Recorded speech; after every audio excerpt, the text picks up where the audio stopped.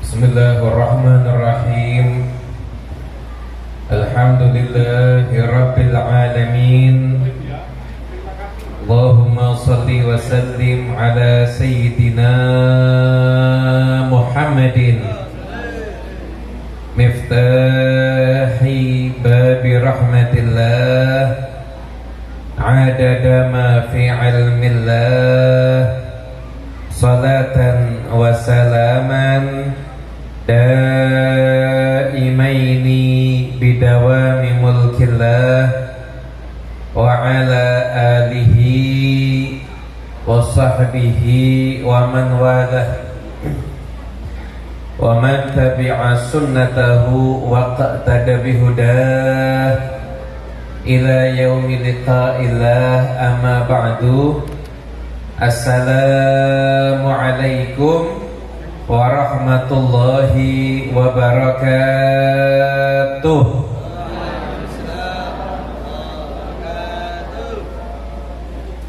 Ingkang kula hormati dumateng sedayanipun para rama kiai, para alimul ulama, para sepuh bini sepuh ingkang kula mulyakaken, taminipun guru kita sedaya Rama Kiai Abdul Mu'id Ahmad.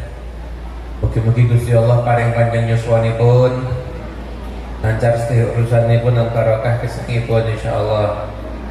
Kang kula hormati Rama Kiai Abdullah, kang kula hormati keluarga besar Yayasan Al Anis, taminipun Pak Haji Bambang lan sedaya keluarga besaripun, segenap keluarga besar para asatid, para asatidzah, ustadz ustadzah sedayanipun, para wali murid ingkang rawuh.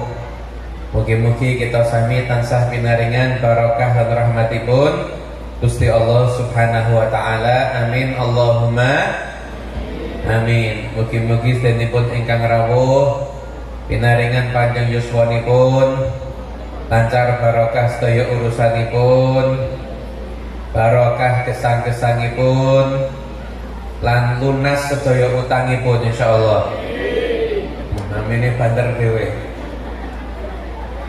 Hadirin para bapak, para ibu ingkang kula hormati, ing kesempatan menika kula mboten badhe kathah-kathah matur niki, kula badhe ngaosaken sekedap ada satu bagian dari kitabnya seorang ulama kontemporer. Ulamanya masih hidup, namanya masih hidup, mungkin jenengan ya kenal. Saya izin membacakan bagian dari kitab beliau. Jadi beliau punya kitab judulnya Maqasid Halaqat Ta'lim, tujuan-tujuan daripada pembelajaran ilmu agama. Jadi mungkin Bapak Ibu kadang-kadang kepikiran, anak saya ini saya sekolahkan di mana? Apakah saya sekolahkan di tempat favorit walaupun agamanya kurang, atau saya sekolahkan di tempat yang agamanya bagus walaupun mungkin nanti di mata orang tidak begitu favorit, tapi agamanya bagus. Nah, ini penting untuk kawula kali panjenengan angen-angen sarang-sarang yang jelas. Apabila ada pembelajaran agama, maka itu insya Allah akan menghasilkan daripada 4 hal ini yang nanti akan saya bacakan. Sebenarnya ya kitab ini kangge utamanipun ya kangge para asatid. Memang akan saya bahasakan di sini untuk agar kula kalih panjenengan sami-sami mangertos nek bocah awake dhewe iki ngaji agama niku pikantuke napa. apa yang dia dapatkan, dan kalau dia tidak belajar agama, apa yang terjadi dengan dia. Nah, ini insya Allah yang akan saya uraikan dalam kesempatan yang penuh berkah ini. Insya Allah nggih boten damu-damu kok. Jenengan, saya juga saya itu termasuk ustadz yang sangat peka dengan kondisi jamaah. Biasanya kalau jamaah masih rada gonta ganti posisi, ngapa-ngap itu biasanya saya sudah langsung selesai biasanya. Jadi kalau jenengan pengen cepat rampung nih, jenengan anggap berjamaah bareng-bareng mau itu mungkin langsung rampung gitu. Yang juga insya Allah setelah ini pun tergantung barokah. Amin Allahumma amin. Nah, ini yang mau saya bacakan itu kitab karya Al-Habib Umar bin Muhammad bin Salim bin Hafid. Bin Hafid itu ulama yang beliau mungkin setahun sekali datangnya ke Indonesia, itu setahun sekali, dan majelis-majelis beliau banyak, murid-murid beliau pun juga banyak. Berapa waktu lalu saya juga sempat lihat beliau kalau datang ke Mesir ya ngisinya di masjidnya Al-Azhar. Kalau datang ke Yordan ya ngisinya di antara para ulama. Ini juga beliau akan datang ke Uzbekistan, tempat para ulama ahli hadis, memang ulama kontemporer yang keilmuannya diakui dunia. Namanya diakui dunia. Ini bagian dari dawuh-dawuh saking Habib Umar yang tentang berhubungan dengan maqasid halaqat ta'lim. Ini kalau saya bacakan dulu bahasa Arabnya. Saya bacakan dulu bahasa Arabnya. Maqasid halaqat ta'lim. Wali halaqat ta'lim arba'atu maqasid. Halaqah ta'lim itu punya 4 tujuan. Al-awwalu gharsu 'azamatiddin fi qulubil muta'allimin. Menanamkan kebesaran agama di hati para murid. Itu yang pertama. Atsani isalul ma'lumat ila adhanihim wa tafqihuhum fid din. Menyampaikan pemahaman-pemahaman ilmu ke dalam akal mereka dan menjadikan mereka paham urusan agama. Yang ketiga, sibquhum bil akhlaqil islamiyatil karimah. Mewarnai mereka dengan akhlak-akhlak yang islami dan juga mulia.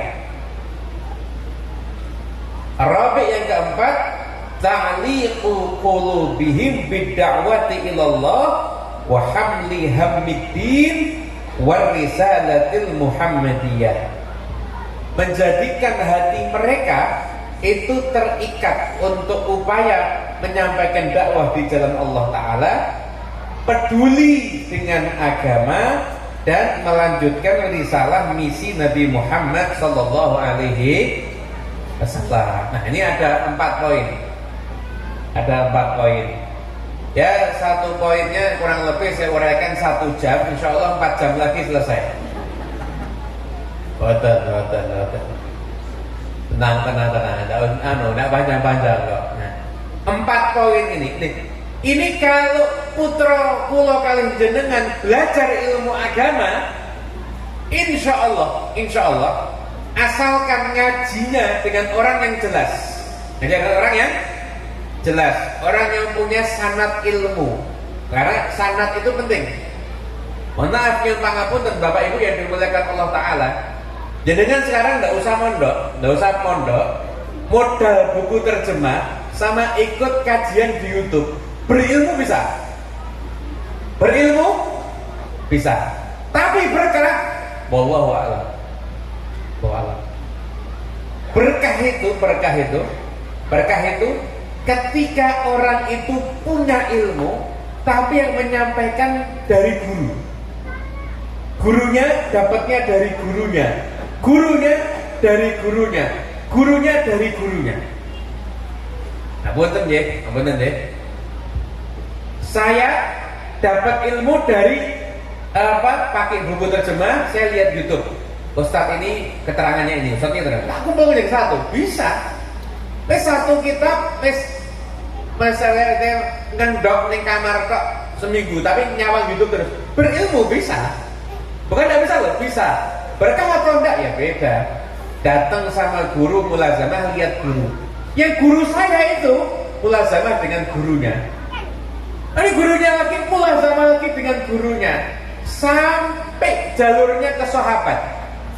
Jalurnya sampai ke sahabat. Sampai jalurnya itu ke sahabat. Nah, sahabat itu kan bukan cuma sekedar ngaji. Sahabat itu nyawang kanjeng Nabi Muhammad sallallahu alaihi wasallam. Yang mana nyawang kanjeng Nabi sallallahu alaihi wasallam niku itu ada keberkahan tersendiri. Kalau kita tuh ngaji dengan guru dengan catatan yang jelas, bukan orang tidak jelas, tapi orang yang jelas, akhlak mulia yang disampaikan itu kebaikan, ucapannya enak didengar, enak, nggak ada banyak nyalah-nyalahkan, nggak ada banyak oh ini keliru, nggak gitu. Tapi akhlaknya itu ya kita lihat, ya ini akhlaknya kanjeng Nabi Muhammad. Kalau Anda lihat ada orang membawa agama ini, tapi kok akhlaknya kok nggak bodoh sama kanjeng Nabi, nggak usah diikuti, dikomentari nggak usah, tapi jangan diikuti orang itu. Kenapa? Akhlaknya nggak sama dengan Nabi Muhammad. Masih banyak orang yang membawa agama ini yang akhlaknya itu sama dengan Rasulullah SAW. Itu memperjuangkan agama, memperjuangkan akidah Ahlus Sunnah wal Jamaah, memperjuangkan sesuatu yang kita yakini benar, itu juga harus dengan cara-cara yang benar. Nah, perhatian para bapak, para ibu yang kula hormati, di dalam hadis riwayat Imam Bukhari, niku kanjeng Nabi SAW itu mengatakan, itu nanti akan ada satu pasukan perang, melawan musuh, gak menang-menang, gak tembus-tembus. Akhirnya salah satu di antara pasukan itu akan mengatakan, hal fikum man ra'a Rasulullah sallallahu alaihi wasallam. Ada nggak di antara kalian yang pernah memandang Nabi Muhammad sallallahu alaihi wasallam? Maka nanti ada yang bilang, saya pernah memandang Rasulullah. Orang itu nanti akan dimuliakan, dimintai pendapatnya, dimintai doanya. Berkat orang itu Allah Ta'ala kasih kemenangan. Nanti generasi berikutnya akan lagi bertanya gini, hal fikum man ra'a Rasulullah SAW. Ada nggak di antara kalian, kama qala fi ma'nal hadits, ada nggak di antara kalian orang yang memandang Rasulullah SAW? Artinya pandangan pun juga bersama. Pandangan pun juga bersama. Ada nggak di antara kalian orang yang memandang Rasulullah SAW? Maka kalau dijawab ada, orang itu dimuliakan, dimintai pendapatnya, diagungkan, karena orang itu Allah Ta'ala kasih kemenangan. Barokahnya ilmu itu kalau bisa diambil dengan sanad seperti itu. Barokahnya itu diambil dengan sanad seperti itu. Mula nyuwun pangapunten. Informasi semua orang bisa punya, tapi kalau al-ilmu nafi', ilmu yang manfaat, tidak semua jalur ada. Tapi lewat jalur yang sudah diajarkan oleh para ulama, minas sudur ilas sudur, bal huwa ayatun bayyinatun fi suduril ladina utul ilm. Ayat yang jelas yang ada di dalam dadanya orang-orang yang Allah berikan ilmu. Nah, dari yang dilakukan Allah Ta'ala, ngaji itu paling tidak orang akan punya 4 hal ini. Yang pertama, gharsu 'azamatiddin fi qulubil muta'allimin, menanamkan pengagungan kepada agama di hati para murid. Problem zaman sekarang itu adalah yang diagungkan Allah tidak diagungkan oleh kebanyakan orang. Perkawis niki Gusti Allah pandeng niki perkawis ingkang agung, tapi sama orang lain nggak dianggap agung, dianggap sepele. Nah punten, TPA di sekitar kita banyak apa banyak? Banyak apa banyak? Banyak. Guru TPA bayarannya sama tukang ngelatih sirkus, ngelatih macan, ngelatih gajah. Gede mana? Namun saya baca di Facebook kejadian nyata bulan Ramadan. Jadi ada satu orang awalnya guru madrasah, guru ngaji. Jadi guru madrasah kerja dari kerja gaji tidak seberapa. Setelah itu jadi guru ngaji di kampung lebih ngenes. Ngaji tiap hari bayarannya itu ya Allah cuma minta 1 bulan 60.000. Padahal ngajarinya tiap hari, berarti 1 hari cuma berapa? 2.000. Itu waktu gratis yang masuk banyak. Begitu bayar 60.000, muridnya tinggal 4. Muridnya tinggal 4. Akhirnya ditawari temennya, kowe timbangi ngajar lu mbok melu aku. Tugasmu apa? Ngelatih kirik. Jadi pelatih anjing di rumah orang kaya, bayaran 3 juta sebulan. Milih ngelatih anjing. Lah kenapa? Anak istrinya perlu makan kok. Betapa nyuwun pangapunten guru-guru ngaji yang itu mulia di mata Allah Ta'ala, tapi kadang dipandang sebelah mata di mata masyarakat. Nunya pun tiang niku nek pikantuk mantu, ternyata mantunya mau guru ngaji, ora mungkin dibanggaake. Ora mungkin dibanggaake. Wah, mantuku guru TPA, ndak mungkin. Mantuku apa kok? Bomboh, wallahu a'lam, ngono tok. Karena dipandang kan kecil, padahal itu orang yang mulia di mata Allah Ta'ala. Gharsu azamatiddin, menanamkan kemuliaan agama di hati para murid. Orang itu dia bisa terkenal, bisa top dan sebagainya. Ketika orang itu berada dalam puncak, yang menjadikan dia tidak berbuatnya ngawur, gaji dia nggak berbuat kriminal. Kalau dia punya peluang untuk berbuat hal yang diharamkan oleh Allah Ta'ala, apa? Kalau diawasi mungkin ketika tidak diawasi bisa. Tapi yang pangapunten, kalau orang agama itu besar di hatinya, setiap saatnya mesti ngerti. Iki aturan Gusti Allah, aja tak langgar. Jangan dilanggar. Mohon maaf, ada orang udah pinter belajar segala macam ilmu. Gelarnya top. Dari mulai profesor sampai provokator bisa dapat semua. Saking topnya. Tapi ketika ada peluang untuk dia mengambil yang bukan miliknya, atau sebenarnya bahasa lossnya ya maling, bahasa kerennya korupsi, yang menghalangi dia untuk tidak korupsi apa? Bukan karena KPK, bukan, tapi menghalangi dia agar tidak sampai korupsi. Gharsu azamatiddin, kebesaran agama yang ada di dalam hatinya. Makanya pembelajaran ilmu agama itu penting untuk membentuk karakter pemimpin bangsa kita di masa-masa yang akan datang. Itu dengan belajar ilmu agama. Gharsu azamatiddin fi qulubil muta'allimin. Agama itu dijadikan besar di hatinya orang-orang yang belajar. Niku riyen wonten niku kula mau setunggal kalamnya Habib Ali bin Muhammad Al-Habsyi. Itu dulu ada guru ngaji. Ketika berhasil mendidik satu anak sampai anak itu bisa baca surat Ar-Rahman dengan baik dan benar, itu orang tuanya, bapaknya senang. Itu guru ngajinya dikasih duit berapa? 100 dinar. 1 dinar itu kalau dikurskan rupiah 2,5 juta, karena itu kan uang emas. Gram-gramnya itu berarti itu 2,5 juta. Berarti kalau ngasih guru ngaji, lo maaf 1.000 dinar, gaji 1.000 dinar itu berarti berapa ngasihnya? 2,5 miliar. Nih jenengan kenal kali tiangi, kalau mau jadi guru les anaknya mau insyaallah. 2,5 miliar. Begitu nerima 2,5 miliar, ustadznya sempat ngomong gini, ya Allah, kok banyak banget. Kata orang tua yang ngasih, jangan diulangi loh. Kamu kalau nganggep uang dari aku ini banyak, maaf, anakku bisa tak ambil dari kamu nanti. Aku ini cuma bisa ngasih 2,5 M, masih kurang dibandingkan ilmu Quran yang kamu berikan pada anakku. Ngasih 2,5 M, rumongso jek kurang.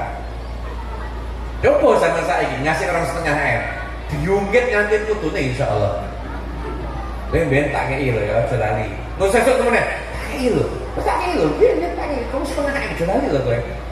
Sudah kejadiannya tidak mungkinnya tengah mati waliyadzubillah men. Menanamkan agama ini agung, Allah itu agung, akhirat itu agung, Kanjeng Nabi Muhammad SAW itu agung. Ini yang penting di hati para murid. Kira-kira kalau dia belajar ilmu agama, tahu nggak kemuliaannya orang tua? Gimana Allah menggabungkan perintah bertauhid dengan perintah birrul walidain, sampai ada adzan al-jannatu tahta aqdamil ummahat. Tapi kalau anak nggak pernah kesentuh belajar agama, ketika dia sudah dewasa, mapan, orang tuanya loro-loroan, dia akan nganggep wong tua kuwi problem. Berapa banyak anak ini nggak mau untuk ngerawat orang tuanya gara-gara nganggep orang tuanya sebagai problem. Tapi coba kalau anak itu belajar agama, ketika orang tuanya sakit-sakitan, sudah masa tua nanti, anak itu akan nganggep iki solusi. Iki nek aku ngurmat wong tuaku, ya Allah, uripku bejo dunia akhirat. Beda apa enggak belajar agama dengan tidak? Beda apa enggak? Nah, itu loh pentingnya ngaji ilmu agama. Yang pertama, ghursul azmatidin fi qulubil muta'allimin. Yang kedua, isolul ma'lumat wa tafqihum fiddin. Orang itu harus ngerti ilmu agama. Gak boleh awam. Awam itu dimaklumi kalau baru masuk Islam, tinggal dari jauh para ulama dimaklumi. Tapi kalau jenengan tinggal di, ya Allah, di Solo, Sukoharjo, di Kartosuro, awam, gak dimaklumi dalam syariat. Tentang apa nek umpami wonten tangga mriki, kok boten ngertos bahwasanya maos at-tahiyat niku teng salat wajib itu tidak dimaklumi, dia dosa. Kan tidak tahu, kenapa tidak belajar? Jadi silahkan, kenapa nggak belajar agama? Kok sampai kamu nggak tahu kewajiban sepenting itu? Loh Ramadan niku tesih kata pertanyaan, nek azan niku pripun? Ditelan apa dilepeh? Tesih wonten ingkang manglet niku. Jadi pas poso, pas sahur, azan, ditelan apa dilepeh? Ini saya modal langsung, berapa apa? Diplok saya. Loh wonten ngoten niku. Karena saking awamnya, sedangkan Nabi SAW itu beliau bersabda, man yuridillahu bihi khairan. Ini ada syarat, ada man, ini isim syarat ini. Man yuridillahu bihi khairan. Jawab syaratnya apa? Yufaqihu fiddin. Barang siapa yang Allah kehendaki kebaikan untuk dia, khairannya bukan menggunakan isim ma'rifat tapi isim nakirah. Isim nakirah itu amun wa syamil, mencakup semua kebaikan, bukan kebaikan tertentu, mencakup semua kebaikan. Ini syaratnya, jawabannya apa? Dijadikan dia paham urusan agama. Karena betul para bapak, para ibu yang kula hormati, umpama ada orang kekayaannya di rekening 1 miliar, kemudian tiba-tiba bilang sama jenengan, kamu saya kasih kendaraan yang bagus. Dengan orang yang di rekeningnya 1 triliun terus ngomong, kowe tak akeh tumpakan sing apik. Itu kira-kira hasilnya sama atau beda nanti? Sama atau beda? Ini kata-katanya sama. Orang di rekening punya 1 miliar ngomong gini, kamu saya kasih kendaraan yang bagus. Sama orang di rekeningnya punya 1 triliun ngomong, kamu saya kasih kendaraan yang bagus. Itu sama atau beda? Beda. Sing 1 miliar yo mentok enek. Mentok enek kuwi wis second. Mungkin. Tapi yang kekayaan yang punya 1 triliun, ya insya Allah hellfire itu. Insya Allah. bara atau nanti yang mobil apa yang matic apa sekarang yang nggak pakai bensin itu hybrid apa mas pokoknya terserah ya pokoknya ngoten niku lah. Mungkin itu kenapa? Karena dia bicara sesuai dengan levelnya. Dan sekarang Allah bilang, Nabi bilang Allah ingin dia dapat kebaikan. Kira-kira kebaikan di sisi Allah Ta'ala seperti apa? Besar kan? Apa jawab syaratnya? Dijadikan dia paham urusan agama. Ada orang duitnya banyak. Kalau perlu karena bermain grojok duit receh, yang perlu. Saking kakak duitnya. Tapi dia tidak paham ilmu agama. Dengan orang yang hidup sederhana tapi dia paham ilmu agama, Allah menghendaki kebaikan yang kelihatannya sederhana, tapi dia memahami ilmu agama. Mula yang pangapunten jangan berhenti belajar ilmu agama. Poin ketiga sama keempat, singkat aja insya Allah. Poin ketiga, sidquhum bil akhlaqil islamiyatil karimah. Mewarnai anak dengan akhlak yang islami dan mulia. Mewarnai anak dengan akhlak yang islami dan mulia. Gambarannya begini. Nabi SAW itu innama bu'itsu liutammima makarimal akhlak. Aku ini diutus untuk menyempurnakan akhlak yang mulia. Akhlak semulia itu nggak akan sempurna kecuali lewat Nabi Muhammad SAW. Akhlak itu bukan urusan benar salah, tapi akhlak itu urusannya tepat atau tidak tepat. Nggak bisa. Akhlak itu belajar pakai teori itu cuma ngaruh mungkin kecil. Pengaruh besar orang itu bisa berakhlak kumpul sama orang yang punya akhlak.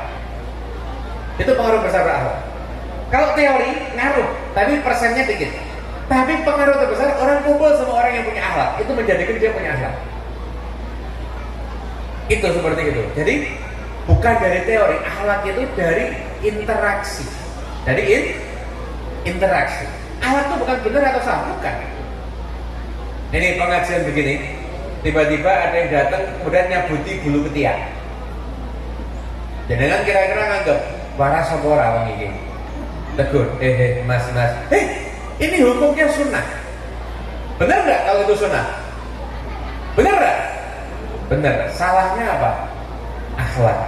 Akhlak itu bukan bersikap, bahkan hanya bersikap benar, tapi akhlak bersikap benar dan tepat. Itu baru namanya akhlak. Paham ya? Akhlak itu begitu. Dia tahu kapan harus menyampaikan ini, kapan harus begini, kapan harus seperti itu. Dulu Sayyidina Hasan dan Sayyidina Husain masih kecil, dua anaknya masih kecil. Lihat ada orang wudhunya keliru. Ada orang wudhunya keliru. Didatangi, kemudian dia bilang sama saudaranya, tolong kamu cek wudhu saya benar apa salah ya. Lalu dia praktekkan wudhu yang benar. Yang di sampingnya lihat langsung, masya Allah, saya tadi wudhunya keliru. Saya tahunya berkat kamu. Kamu lihat nasihati saya tapi caranya bagus. Itu kalau dia sadar ngomong, Pak. Ini caranya wudhu orang ini Pak. Cah cilik saya ngomong, ya tidak didengarkan. Kenapa? Karena orang sudah terganggu dulu karena akhlaknya nggak bagus. Tapi ketika akhlak yang mulia, tolong ya koreksi saya. Gitu. Dulu ada salah seorang dari para sesepuh kita, Al-Habib Ali bin Muhammad Habsyi dari dibaca kitab Maulidnya. Itu pernah dengar ada satu orang tokoh di satu wilayah. Alim, bukan alim, berpengaruh, disegani orang yang ikut sama dia. Tapi problemnya satu, Fatihahnya keliru. Fatihahnya keliru. Habib Ali dikasih tahu sama muridnya di kampung itu, gimana ini? Dia tokoh terpandang kok Fatihahnya keliru. Saya mau tegur, tidak usah ditegur. Habib Ali ngajak 10 muridnya termasuk yang protes ini, diajak sowan ke orang itu. Setelah itu orangnya lebih tua, dimuliakan, diagungkan. Setelah Habib Ali bilang, saya dan 10 murid saya izin baca Fatihah di depanmu untuk tabarukan, sekaligus kamu ngijazahi saya Fatihah. dengarkan Fatihah yang benar diulang 10 kali, habis itu tidak pernah keliru.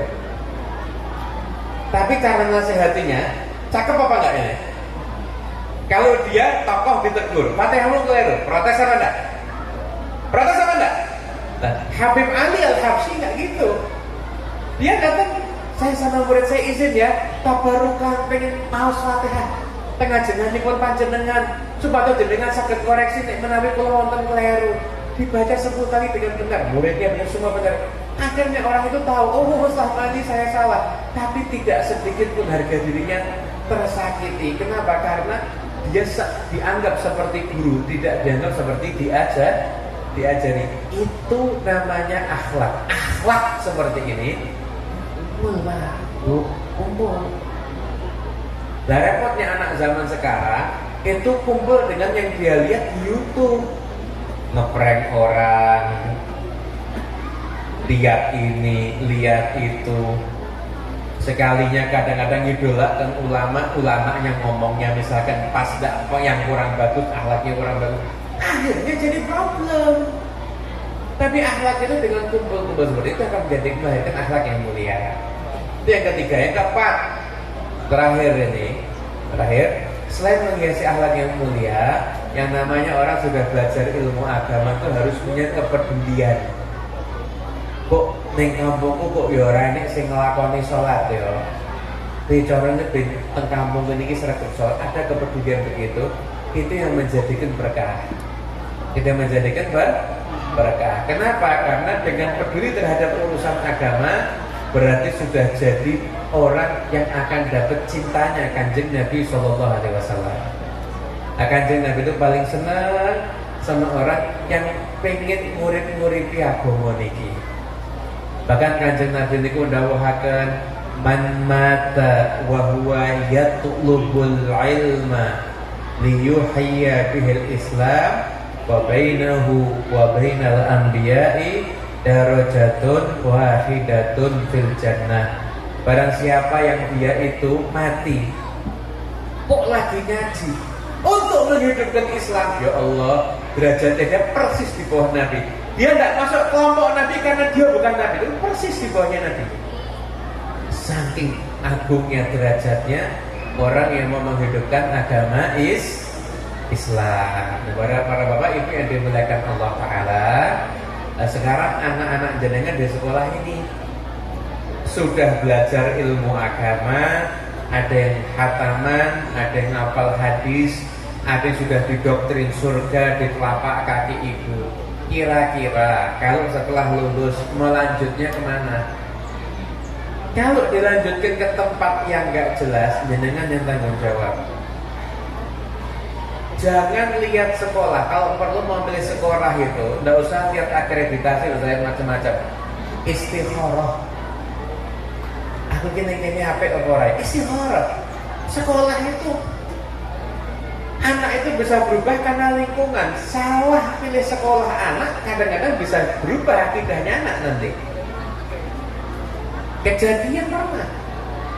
Dulu orang tuanya semangat nalikuakan anak us pokoknya favorit us teboke kono. Besoknya anaknya sekolah dapat sebulan, 2 bulan, 3 bulan. Datang ketika ibunya mau tahlilan dimusrik-musrikin ibunya. Bu itu musrik kok tahlilan orang entuk maulidan orang entuknya. Mumet akhirnya. Salah pilih sekolah. Salah pilih sekolah buat anaknya. Anaknya belum, pondasinya belum kuat, kumpul sama orang macam-macam, anaknya terpengaruh. Makanya mau pilih sekolah, saya lihat itu tuh istikharah. Saya kalau di sini bagus apa enggak ya? Istikharah, kok mantep ya HP ya? Bismillah masukkan. Gitu. Jangan asal lihat favorit tak favorit. Ini nasib anak Anda, akidah anak Anda, akhlak anak Anda. Jangan lihat cuma favorit atau enggak, sepodo. Mengaku masa depannya yang podo. Lulusan SMA favorit atau tidak, podo, sami mawon zah. Udah, tidak ada beda-beda jauh. Kalau masa depannya beda-beda jauh. Tapi yang penting cari tempat di mana anak Anda dibimbing jadi orang soleh. Karena Allah Ta'ala berfirman dalam Al-Quran, wa huwa yatawallas salihin. Allah tuh akan merenahke, ngurusi orang-orang yang soleh. Dan orang yang beruntung di dunia ini yang dapat diurus sama Allah Ta'ala. Karena itu masukkan anak-anak kita ke tempat yang bisa menjadikan anak-anak kita anak yang soleh. Insya Allah ini sekolah ini jadi wasilah menjadikan anak-anak kita jadi anak yang soleh. Insya Allah. Dan semua yang berjuang di sini, yang menginfakkan hartanya di sini, yang mengajar, yang ikut memikirkan, semoga semua kebaikannya diberkahi oleh Allah Subhanahu wa taala. Amin. Allahumma amin. Mungkin kamu niki ingkang saged waturaken kirang langkung nuwun kaya pangapunten ingkang kathah. Saya tidak tutup doa nanti kita suwunaken saking Romo Ki Abdul Muid. Dan sampun dari situ mawon nanti Romo ya. Doa. Ya, saya tidak ngimbui doa ya, saya cuma doa aja. Pokoknya yang keluar sematan mawon. Bismillahirrahmanirrahim. Alhamdulillahirabbil alamin. Shallallahu alaihi wa sallam Muhammadin miftahi bi rahmatillah. Adada ma fi ilmillah salatan wa salaman daimaini fi dawami mulkillah wa ala alihi wa sahbihi. Allahumma inna nas'aluka al-afiyah wa dawamal afiyah wa tamamal afiyah wa syukra ala al-afiyah. Allahumma qul lana wa li walidina wa masyayikhina wa mu'allimina wa dhul huquqi alaina wa maftah alaina wa ala ulaika wa qubadina futuhal arifin yufaqihna wa yahum fi din alimna wa yahum ta'wil wa dina yahum ila sawa'i sabil. Allahumma aghnina bil ilmi wa zaina bil hilmi wa qina bil taqwa wa jamilna bil afiyah. Allahumma nazzih qulubana an qalbi man dunak waj'alna min qaumin tuhibbuhum wa yuhibbuna. Allahumma aslih niyyah wa dhurriyyah lil hajat kullaha maqdiyah diniyah wa dunyawiyah wa ukhrawiyah bi jahi khairil bariyah wa ila khatatin Nabi Muhammad wa salam al-Fatihah.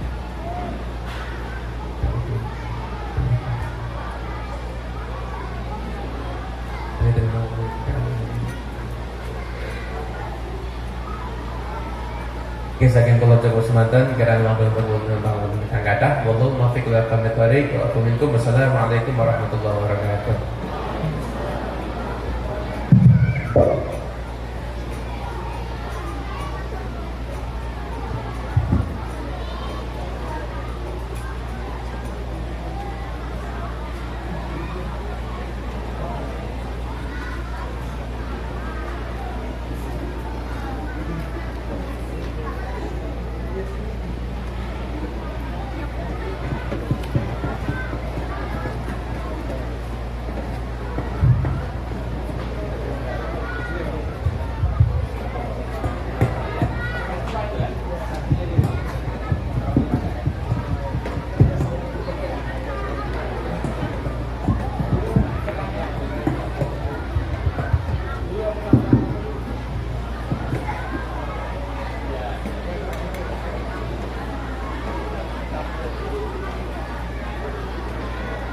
Demikian tadi mau'izah hasanah yang disampaikan oleh Al-Habib Muhammad bin Husain Al-Habsyi. Semoga bisa meningkatkan keimanan kita, dan semoga anak-anak Anies bisa menjadikan anak-anak yang soleh solehah kelak bisa menjelma sebagai sosok yang memiliki cahaya akhlak yang mampu menjadi suluh bagi umat. Amin amin ya rabbal alamin. Acara selanjutnya pengumuman wisudawan terbaik yang akan dipandu oleh Bapak Sidik Mustafa SPD dan Ibu Nila Sofiati Rahmatin SPD. Kepadanya kami persilahkan.